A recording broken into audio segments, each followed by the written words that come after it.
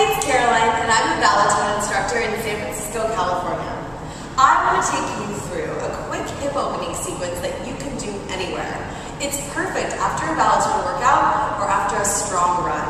So what you're going to do for me is start in downward facing dog. Take the hands at the top of your mat, tuck your toes, and lift your hips up into the air, bringing your body into a big inverted V position. Let your head hang and your neck be passive. And think about pressing your heels down into the mat. When you're ready, reach your right leg up and stretch it back. Press your left heel down to the floor and take a nice deep breath. Inhale and exhale. Softly step your right foot in between your hands and drop your back knee to the floor. Keep the back toes tucked under. Bring both hands to the front knee and then slowly lift your torso to feel a nice release from your left hip flexor. If you feel like it, you can reach your arms up over your head, keeping the shoulders down and the face soft. This is one of my all-time favorite stretches. Take your hands outside your front foot and come back into what we call runner stretch. So you'll flex the front foot towards the sky, keeping the front knee slightly bent. Inhale to lengthen the spine. And then as you exhale, hinge forward from the hips, keeping a nice, strong posture and easy breath.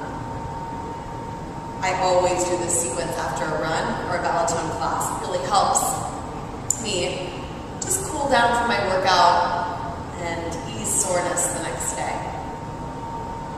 Slowly rebend the front leg, and this time bring both hands inside the foot. You'll walk your foot out until it's about 2 o'clock on your mat, and keeping both hands either inside and up or lowering down to one forearm, or both. Some yogis would call this lizard pose, and you can even make it more intense by taking the front foot and opening it out to the side like the pages of a book. If you'd like to, option is to lift the back leg off the floor, and that intensifies the stretch just a little bit. Good, keep breathing easy. Oxygen has an amazing way of releasing tension from muscles. If you're down on your forearms, push back up to your hands.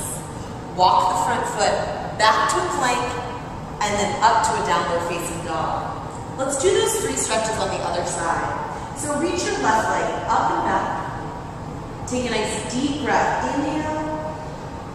And as you exhale, step the left foot through in between the hands. Drop the back knee to the floor and keep the back toes tucked. Bringing both hands to the front knee, shoulders back and down, pulling up through the belly and the torso. An option here is to reach your arms over your head. Good, keep breathing. Oh, I love this stretch. Never gets old, this one. This one's always fabulous. Take the hands in front and come back to a runner stretch on the other side. So flexing your left toes towards the sky, keeping the spine nice and straight and hinging forward at the hips. For those of you super flexible people, you can always slide into splits carefully. I danced my whole life and I'll still never do splits pose. Nice. Easy breath. And whenever you're ready, rebend the front leg and put both hands inside the foot. Walk your front leg out until it's about 11 o'clock on your mat. Keep your belly lifted, and you can either stay here, especially if you're tighter, or slowly lower down to one forearm, or both.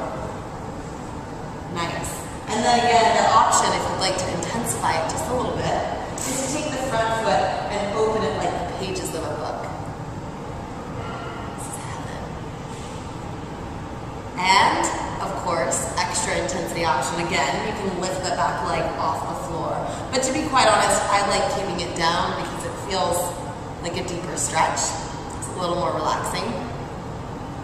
And it's perfect for after a workout. Whenever you're ready, come back up. Walk the front foot in. And let's come back to downward facing dog.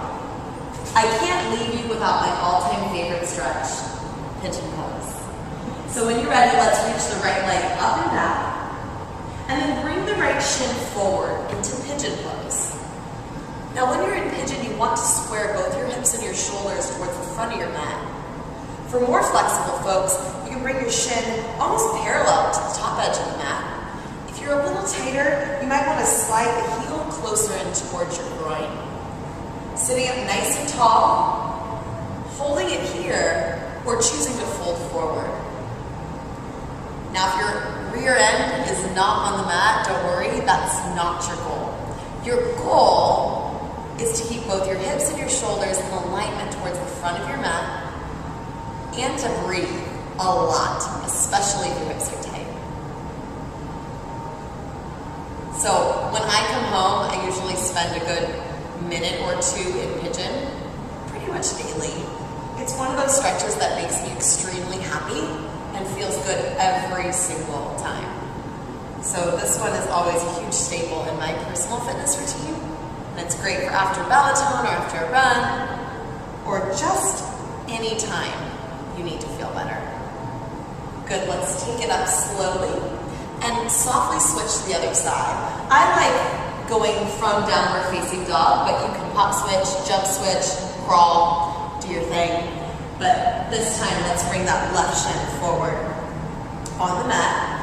And then again, hip bones and shoulder bones square towards the front, scooching your back leg back as much as you can for your flexibility. And then slowly coming forward. Stretching is not a place to push. It's not a place to compete. It's a place to be nice to yourself and to build a practice of mindfulness and just practice of taking good quality care of you. So spend some time in pigeon and doing these hip opening stretches, and it will come around to benefit you in the end. Good. Let's take a few more nice deep breaths. And if you would like a deeper stretch, you can always twist your pigeon, taking the opposite arm as the leg in front and threading it underneath to twist. That brings the stretch a little bit higher into the glute medius and minimus, top of the hip, piriformis, all that stuff that gets a great workout when you're doing Balaton or you're on a run.